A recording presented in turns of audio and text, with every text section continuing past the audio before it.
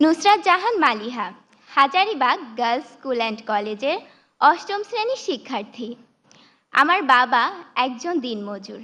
2 মেয়েকে নিয়ে আমার বাবা মায়ের নিত্য অভাবের সংসার। আমার নিরক্ষর বাবার কাছে আমি রাজকন্যা। আমার মতো মালিহাদের পিতা যখন বলেন, তোর আর স্কুলে যাওয়ার দরকার নেই, কাল থেকে তোর মায়ের সাথে কাজে যাবি, তখন মনে হয় এটাই যেন আমাদের চিরকালের নিয়তি। কিন্তু মাননীয় প্রধানমন্ত্রী, সেই দুর্ভাগ্যের নিয়তির শিকার আমাকে হতে হয়নি।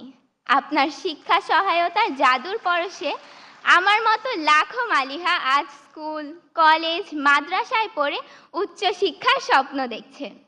এটা শুধু আপনার জন্যই, তাই আপনার প্রতি আমাদের সীমাহীন কৃতজ্ঞতা।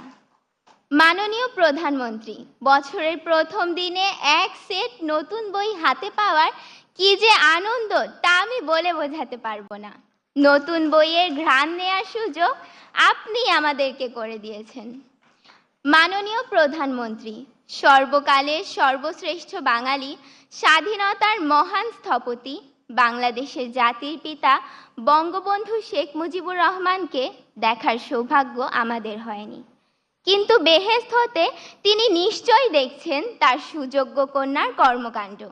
দুঃখী মানুষের মুখে হাসি ফুটিয়ে কিভাবে তিনি সর্বক্ষেত্রে বাংলাদেশকে এগিয়ে নিয়ে যাচ্ছেন।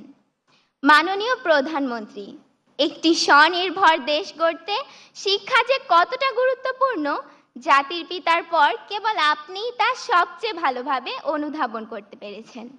আর সেজন্যই দরিদ্র মেধাবী শিক্ষার্থীদের ঝরে পড়া বন্ধ করতে আপনি চালু করেছেন এই উপবৃত্তি।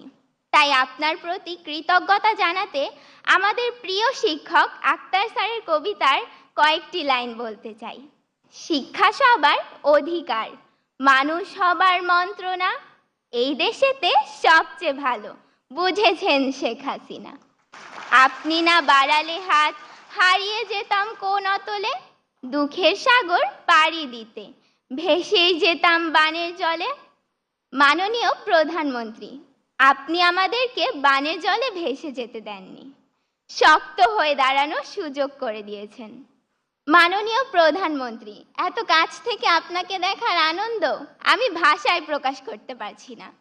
আপনার গভীর দেশপ্রেম আমাদের ক্ষুদ্র হৃদয়কেও আন্দোলিত করে। আপনাকে দেওয়ার মতো এই ক্ষুদ্র আমাদের কিছু নেই। আমরা 2 হাত তুলে মহান আল্লাহর কাছে আপনার সুস্বাস্থ্য ও দীর্ঘ জীবন কামনা করছি।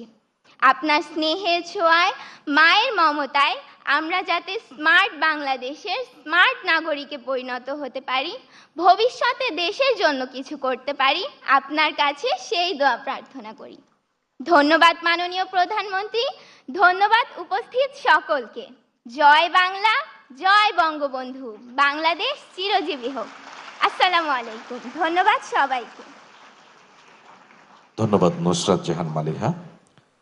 বঙ্গবন্ধু সৃজনশীল মেধা অন্বেষণ 2024-এর সেরা মেধাবী